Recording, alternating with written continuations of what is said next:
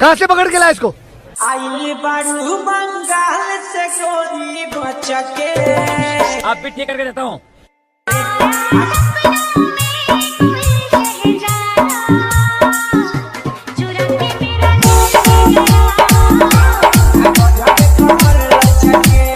अरे जब भी ऊपर चढ़ता बंद क्यों कर देते हो? ये ढीले जरा डीजल डाल।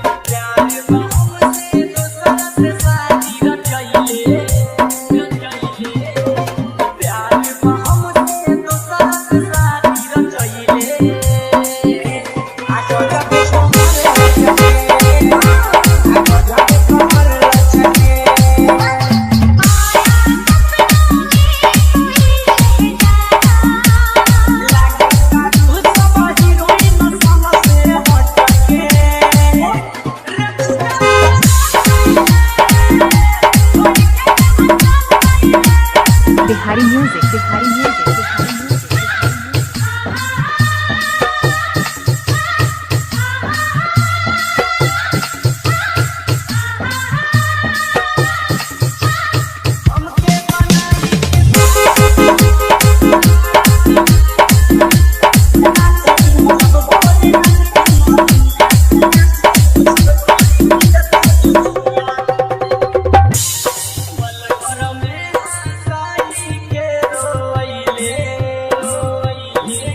वो दुल्हन बनकर रुखसत हो गई। वाह वाह वाह वाह वाह वाह। वो दुल्हन बनकर रुखसत हो गई। वाह वाह वाह।